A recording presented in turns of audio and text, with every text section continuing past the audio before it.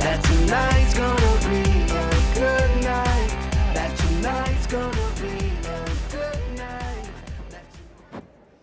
Well, good to be here. Good to be here. I tell you, fighting radical Islam is the challenge of our time. You know, the 9/11 Commission, I believe, said it best when they said that 9/11, above all else, was a failure of imagination.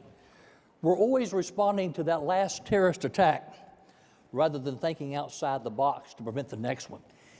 And it really is no one single magic bullet. It's a combination of things we've got to do. We have no land-based missile defense on the east coast of this country.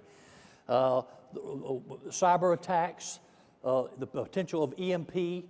We've got radical Islamists in this country. I can go on and on. The failure to secure our borders. I believe the Republicans and Democrats both failed the American people on securing our borders. Robert Mueller, the former FBI director, testified a few years ago that back in, I think it was 2011, 59,000 people from countries other than Mexico were caught illegally coming to this country. Those countries included Somalia, Yemen, Pakistan, Syria, Iran. Let me tell you, they were not coming here as part of a church mission outreach program to America. They were coming here to do harm. And my question is, where are the ones we didn't catch? Where are they today in America, and what are they doing? This election, 2016, is about electing a commander-in-chief to keep America safe. That's what it's all about. The reason the Founding Fathers came together and the states came together was to provide for the common defense of this country. Everything else is secondary. If we're not safe and secure, how can we be free? And so, like I said, fighting radical Islam, I believe, is the challenge of our time, and we've got a great panel here. And we've got to begin with Congressman Steve King, Mr. Constitutional Conservative in the United States Congress. And he always carries a Constitution in his pocket. That we need more Steve Kings in the United States Congress. And then we've got Jim Hansen, a strong Special Forces background in counterinsurgency and counterterrorism, Executive Vice President for the Center for Security Policy. And then we've, Special Forces. I get a little one. And then Ayan Hirsi Ali. What an inspiration to so many people.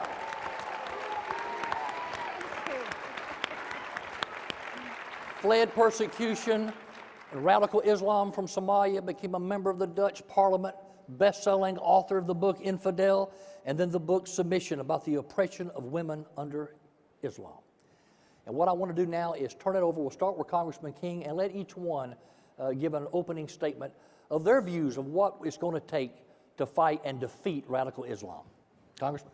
Well, thank you. This is, of course, an extraordinarily broad topic, and we've heard from the beginning the circumstances on our border, especially our southern border. And I recall also Director Mueller of the FBI back about that same time in 2011.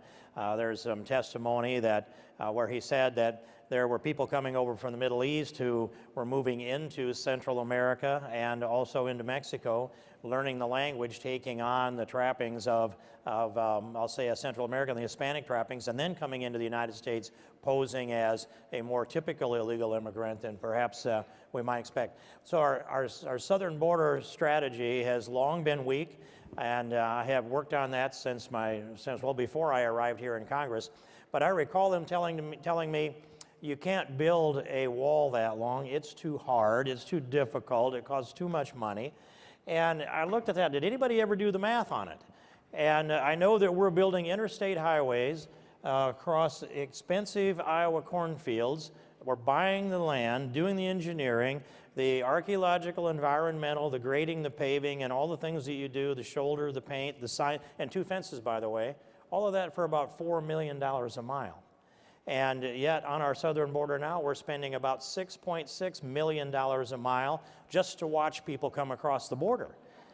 And so I would think we get a lot better return out of that if we just started maybe 10 years ago and just built an interstate down there and then paved another foot on top of that each year. We'd have 2 walls that are 10 feet high and 4 lanes of traffic. And I don't care whether you want to pump water in the median or not, but I know that the president joked about that. We can secure the border with the resources we're committing now. It just takes the will to do it. That's always been the case. We have to provide the will. We need to understand the threat too. 80 to 90% of the illegal drugs consumed in America come from or through Mexico. And the damage to our society, the death that's taking place, the families that are destroyed, that goes multiple times over. We don't have a very good measure on that. So a secure border does a lot for us. It reduces dramatically the illegal drugs. It would go a long, long ways towards locking people out that come here to do us ill will. It would secure the demographics of America so we could decide and let the American people determine what America is like in a generation or two or three.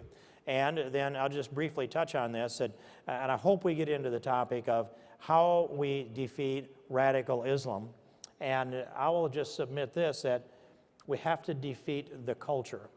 We have to defeat the ideology that breeds people that believe that their path to salvation is killing people like us.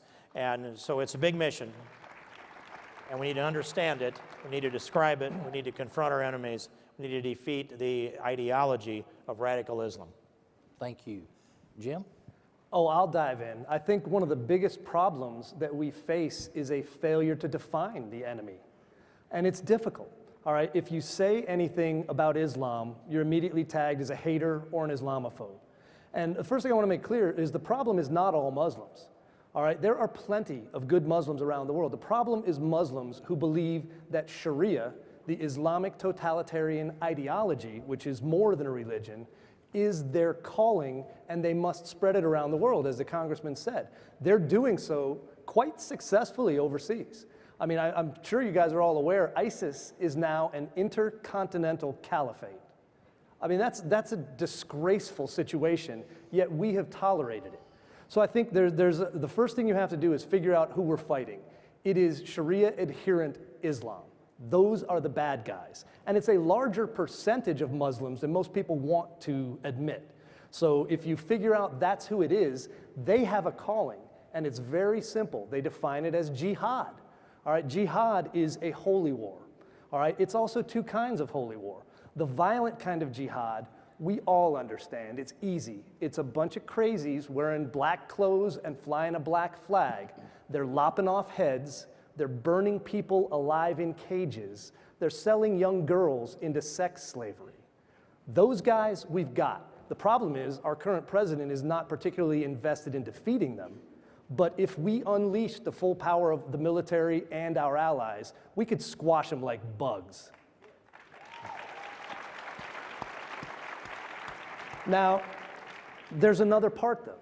An even more insidious threat is their friends who wear suits. All right, this is the Muslim Brotherhood. This is the front groups like the Council on American Islamic Relations, CARE, plenty of Muslim student associations. These guys have a plan, and in their own words, they call it civilization jihad. And that's much tougher to see because they use our own freedoms and liberties against us to try and destroy our culture from within. That's where you see things like Be Muslim for a Day at School, where they have school kids reciting a Muslim prayer that's used for conversion to Islam. They slipped that one past a school board. Those are the people who are actually sharing the same goals as ISIS, as Al-Qaeda, as Boko Haram. The Muslim Brotherhood is the animating ideology or the animating group that runs all of the operations worldwide. And guess what? They're here. You see them every time one of these jihadis slaughters someone in our country. The next thing you see is that family standing next to a CARE representative saying, oh, but it had nothing to do with Islam. Well, guess what? One of the most fundamentally ignorant things I've heard a president say was when Barack Obama stood in the White House and said ISIS is not Islamic. You know, not only is he wrong, but he is arguing with the foremost authority on Islam. Al-Azhar University in Egypt is the go-to source for all things Islam. They said ISIS is Islamic. You know, no offense, Mr. President, but I think they would know. And that's the problem. You cannot possibly defeat an enemy you will not name. The enemy is radical Islam, Sharia adherent Islam. Thanks, Jim. Ayan. Thank you, and I feel like literally everything has been said. I want to start by saying I am black, and there are plenty of people on the planet who are black and who are Muslim, who are white and who are Muslim, who are every single hue of any human skin color and speak all these different languages, and they are Muslim. To discuss Islam as a set of ideas does not make you a racist. It doesn't make you Islamophobic.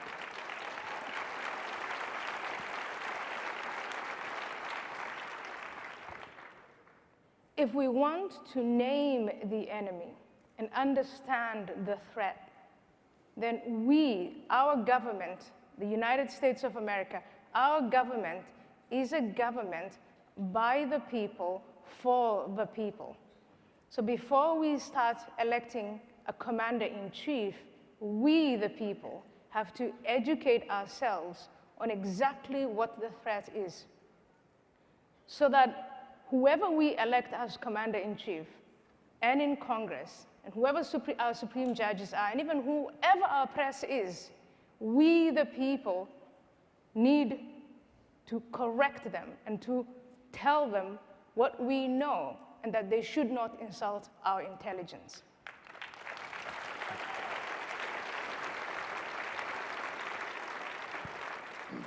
I grew up as a Muslim in a Muslim household, and every time any one of our leaders tells me on television or in person that Islam is a religion of peace, my intelligence is insulted.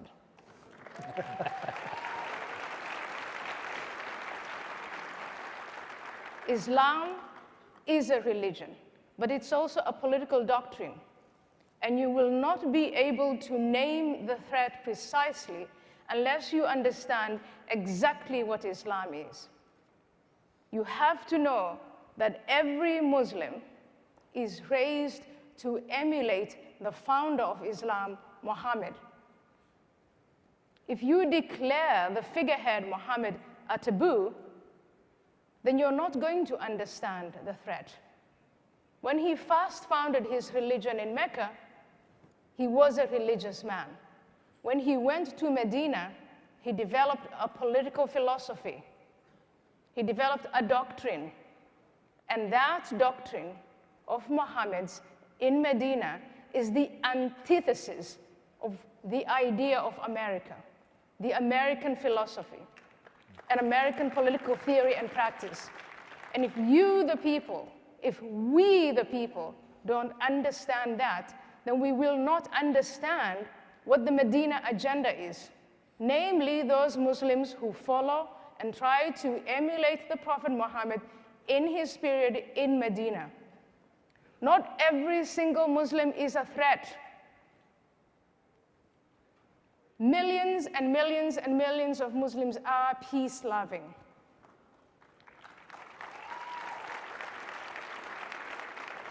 But those Muslims who invoke the Prophet Muhammad in his legacy in Medina and in his creeds, those are a threat to us on a personal level as a woman, as those who refuse to believe the way they want us to believe, as Muslims who refuse to emulate Muhammad, as citizens of the world. And we share the planet with many of them who do. And they are not only lone wolves, they are state actors organized in the Organization of Islamic Cooperation. They are diverse movements such as the Muslim Brotherhood, which is, yes, well-grounded in the United States of America, but they're international, they're everywhere. And they're Sunni and they're Shia. And if we, the people, do not educate ourselves on Muhammad in Medina, then we will not get that Medina agenda. And whatever happens to us, and whoever our commander-in-chief becomes, and whoever our leader, it is our fault. Not all Muslims are jihadists, but those who follow in the footsteps of Muhammad in Medina are, and we've got to understand it. Right.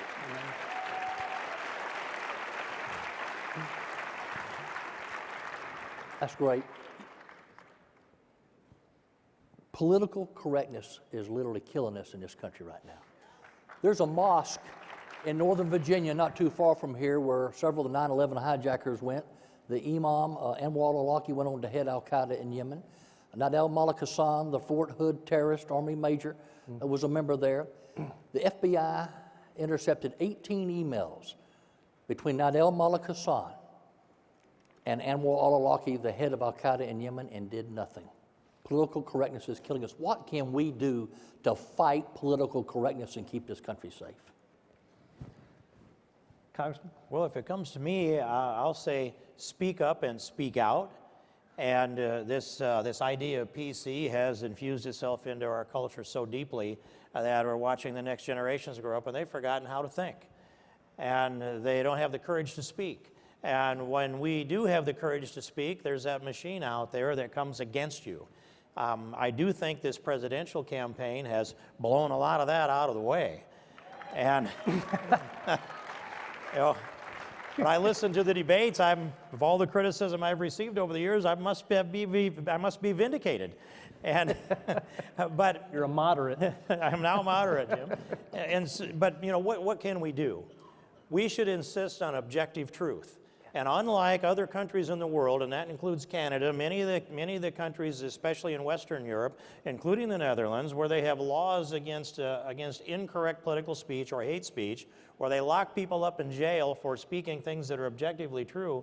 When I ask those questions over there, if somebody has charges for hate speech brought against them, and they'll say, and I'll say, isn't the truth, isn't that an affirmative defense? How can they lock you up in jail for what you said if you speak the truth? Well, here in this country, we have freedom of speech, true or not. We can say it. And we ought to be able to say it.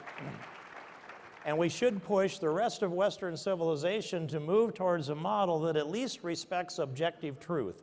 As that's one of the things that has been the devolution of our broader Western civilization, is we've moved away from this idea that objective truth should always be what we're anchored in.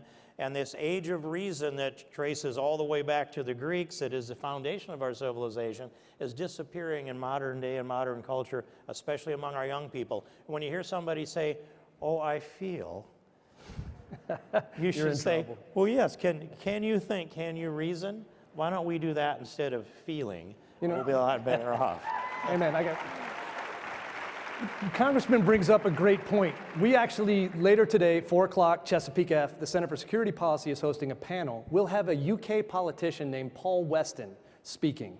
He was arrested in England for quoting Winston Churchill. Okay, now that's how far gone they are. That'd be like being arrested for quoting Reagan here. That man is a perfect example of what the other team wants to do to us. He was reading about the threat from Islam from a Winston Churchill book. That's their biggest tool, is they will suppress speech critical of Islam, because if you can't talk about what they're doing, they can get away with it. So the thing to do, talk about it. Please talk about it. And please, we've got a new website, counterjihad.com. There's information about it. We want you to join the Counter Jihad. Be empowered with facts and information, and don't be scared what the other folks call you. You're not a hater. You're not an Islamophobe. You're a freedom-loving American. Here. In your remarks, you were talking about how not all Muslims are jihadists. And that reminds me of King Abdullah of Jordan. Someone I knew years ago when he commanded the Jordanian Special Forces, good guy. He came to our Congress not quite a year ago complaining that we, the United States, would not give him all the tools that he needed to take the fight to ISIS and take the fight to radical Islam. In your opinion, what can we be doing more to work with people with reform and moderate Muslims like King Abdullah of Jordan? I think we have to start, obviously, by understanding the problem. We just talked about it. Let us identify opportunities. It is true that political correctness is literally eroding our systems from within and killing it. And radical Islamists are obviously exploiting that. That is, they've defined us as the enemy. We haven't defined them as the enemy. So they are exploiting our weaknesses, and political correctness is our weakness. But we also have opportunities to inform ourselves, such as the internet. And across the world, we see where Sharia law is implemented and where jihad takes place, that the people who are faced with it, mostly Muslims, and now increasingly Muslim leaders, such as the leaders in Egypt and in Jordan and in the UAE, are recognizing the monster that they created, and in some cases, the monster that they fed. And they're telling us, can you please help us with the destruction of ISIS? And I don't know if they're confessing to the fact, our ally and partner Saudi Arabia, for the fact that they created ISIS. They're telling us, you, America, you created ISIS. No, we didn't. So from a foreign policy perspective, given the fact that ISIS and other radical groups like Al-Qaeda and Jabhat al-Nusra, and you have this alphabet soup of jihadists running across the Middle East, I think we now have an opportunity to negotiate with these countries in a way we didn't previously. Very good point. Yeah. Very good point. But we have to force them to call a spade a spade. We have to force them to call a spade a spade. Islam is not a religion of peace. Yes, there are millions of Muslims who are peaceful people and peace-loving people. I don't think there are people more desperate for peace today than those people who identify as Muslim. But Islam is not a religion of peace. Yep. You talked about the internet and all. One of the things that radical Islam, ISIS, has been good about, massive recruitment campaign with young people using social media. We're so flat-footed. What can we do to turn the tables and take the fight to them on social media? Your thoughts? Well, I'd say that we need to elect a president who has a vision for how to defeat the ideology of Islamic jihad. And job one needs to be to address this thing through cyber warfare. And if you think of the times that we were fighting Al-Qaeda in Afghanistan, and we could tap into their cell phone calls. They were using cell phones in Iraq and in Afghanistan. They were using them to detonate IEDs. They were using them to communicate and coordinate. And we were able to tap into that in such a way that they were afraid to touch the button on their cell phone for fear that we would have a guided bomb come drop into their cave. And so I would say we scared them off of their cell phones because we had such a surveillance ability that was effective and tactical. And I saw Jim nod his head, so I think I need to thank you for some of that. But we need to do that same thing, and it's much broader and more complex with cyber warfare. And that means that if they're out there with over 100,000 hits a day on tweets and emails that are coordinating and sending messages, they're using more and more of the cracking through setting up their own that sets up a cybersecurity for them through the encryption processes that are more and more available. We're in the middle of a debate right now in America on whether we should tap into a cell phone that has within it the data that might lead us to the network of ISIS people that could have been coordinating the killers at San Bernardino. Mm-hmm. That's a bigger question than we've been discussing here publicly because it has implications on how well and effectively we might be able to commit a full effort on the part of the next president in cyber warfare to shut down the communications network of radical Islamic jihad globally. And I think we need to take the picture on how to do that, the technology on how to do that, and the resources that would be necessary to do that, and then bring this thing back also, though, to our constitutional rights for privacy. It's a very tough question to answer, and America and the free world is in a big threat because we're not answering it very well. You know, another point, the problem is not just the technology, it's the will. Yeah. President Obama does not want to fight radical Islam. He has decided that he is going to partner with our enemies in order to not offend Islam, in order to stay on the right side of PC. His program for domestic counterterrorism is called Countering Violent Extremism. Does anybody notice something missing from that? Yeah, and you know who he's aiming at? He's aiming at the right wing. He's aiming at conservative groups. If you look at the FBI's website for the Countering Violent Extremism program, there is not one Islamist group on there. That's a disgrace. And he's doing it right now. His outreach is to CARE. It's to the Islamic Society of North America. It's to all of the groups that have our worst interests at heart. Consequently, we can't do things like investigate people. Talking about that, the DHS has a whistleblower, a gentleman named Philip Haney, who came out and said he was investigating the very groups that Saeed Farouk and Tashfeen Malik were members of before they came to the country. Obama's state, or Hillary Clinton's State Department and Obama's DHS shut down his investigation and forced him to scrub all references from our terrorist database. He potentially, and the folks working with him, could have stopped San Bernardino, but we're not even willing to investigate people we know are trying to kill us. It's a disgrace. Yeah. You know, and Congressman, you said something too about cyber warfare, and you're right.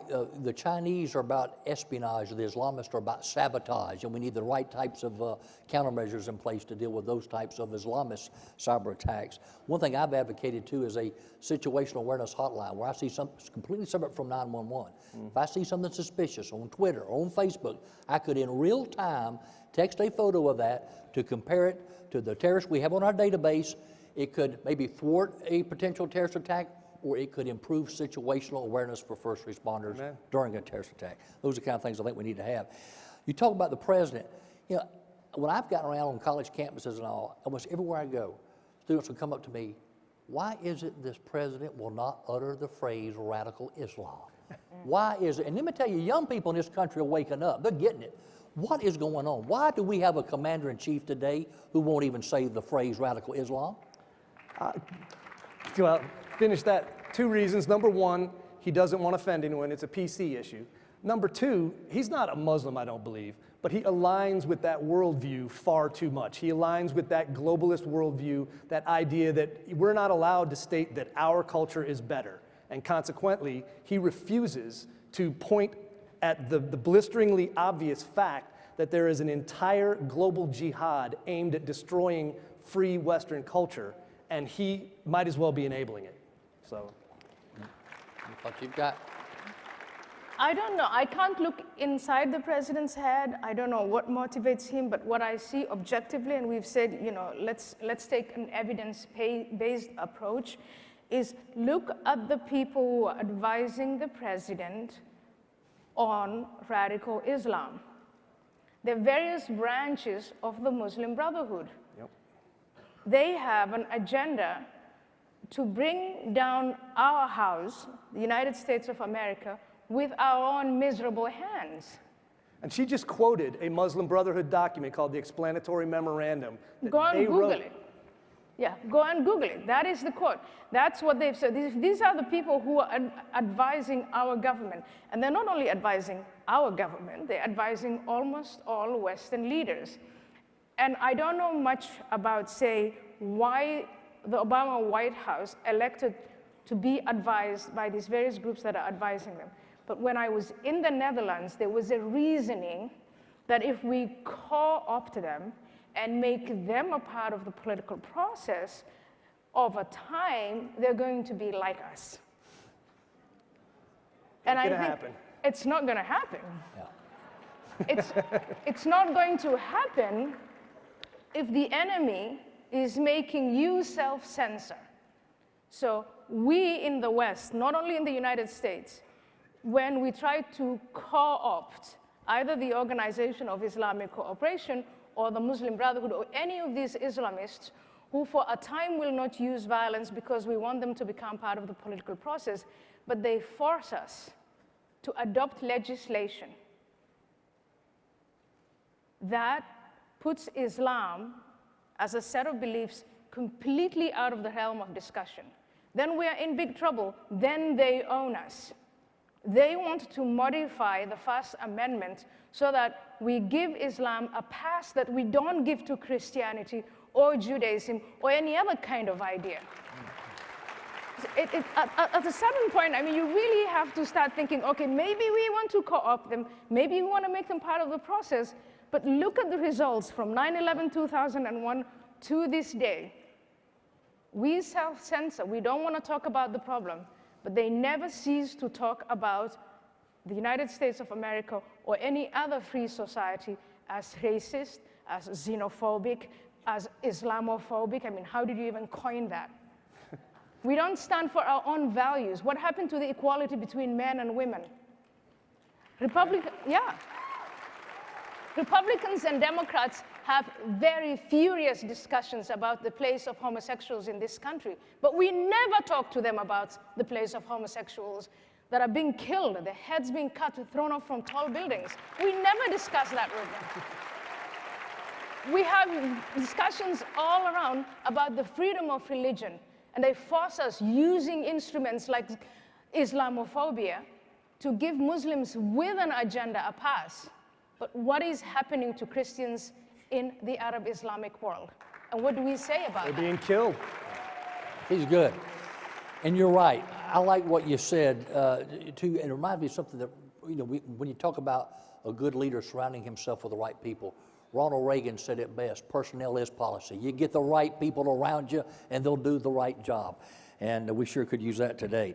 Something that, Congressman, you and I were talking about before, and you alluded to it, the culture. How do we deal with the culture and deal with this problem to fight radical Islam? Your thoughts? Well, I think first that looking at this on how we defeat the culture is this. So we've talked about a number of these components. One is cyber warfare, the communications warfare, and one is the education, which you mentioned, to be able to shift that education that's teaching that kind of hatred into the next generations. That's the most difficult component of the 5 or so components necessary in order to succeed.